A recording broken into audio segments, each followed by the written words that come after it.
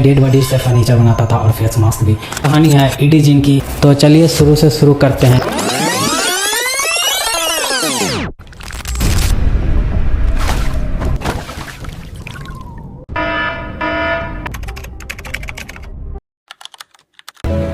Nineteen 1957 की एक आम सुबह प्लेनफील्ड विस्कॉन्सिन शहर के लोग अपनी डेली लाइफ में बिजी थे, जैसे हर दिन होता है। लेकिन उस दिन कुछ ऐसा हुआ जो पूरे यूनाइटेड स्टेट को हैरान कर दिया। उस दिन पुलिस को एक इंटेल मिली कि कुछ अनयूजुअल एक्टिविटीज़ एक घर में हो रहा है और उसका पता करने के लिए पुलिस वहां पहुंचती है। जब पुलिस वहां पहुंचती है तो उसे बहुत ही अनयूजुअल चीज़ें मिलती है, जैसे पुराने कपड़े, डॉल्स, फेस मास्क और फर्नीचर्स। ये फर्नीचर्स और पुराने कपड़े में अनयूजुअल इसलिए कह रहा हूँ कि लेटर ऑन इन्वेस्टिगेशन से पता चली ये कलेक्ट जो करता था इसका तरीका बिल्कुल ही अलग था। ये डेड बॉडीज से फर्नीचर बनाता था और फेस मास्क भी। तो चलिए शुरू से शुरू करते हैं। ये कहानी है ईडी जिन की, जिसका जन्म 27 अगस्त 1906 को हुआ था प्लेनफील्ड विस्कॉन्सिन, यूनाइटेड स्टेट में। उसका जन्म और लोगों से काफ़ी अलग था, क्योंकि उसके माँ जो थी अगस्ता, वो काफ़ी कंट्रोलिंग नेचर की थी। उसका मानना था कि पूरी दुनिया पापी है और सभी लोग पाप करते हैं और सिर्फ घर और रिलीजन सेफ है। एक्चुअली इस नेचर की वजह से उसके साइकोलॉजिकल इफ़ेक्ट पे काफ़ी असर पड़ा। उसके पिताजी जो थे वो ऐसे नहीं थे, वो एक सिंपल फार्मर थे, इसलिए उसका इफ़ेक्ट ज़्यादा उस लड़के पे नहीं पड़ा। उसका एक छोटा भाई था जिसकी डेथ हो गई थी, जिसके कारण उसके इमोशनल डेवलपमेंट पे भी काफ़ी असर हुई और उसके आइसोलेशन क्रिएट ज़्यादा हो गई उस कारण से।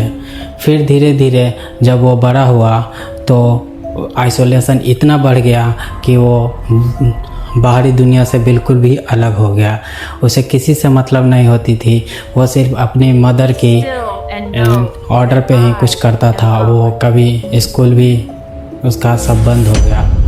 फिर धीरे धीरे इसी वजह के कारण उसके एक्सट्रीम बिहेवियर का कारण बन गया। ईडी अपने पास वाले कब्रिस्तान से लाशें चुराता था और उससे फेस मास्क और फर्नीचर्स बनाता।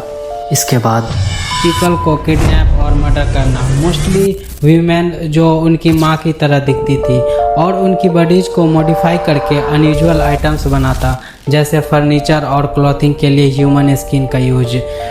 और ऐसा केस बहुत सारे देखने को मिला, जैसे 1954 में ईडी जिन ने प्लेनफील्ड विस्कॉन्सिन में एक पब की ऑनर थी, उसको वो उनका फेस मास्क बनाया।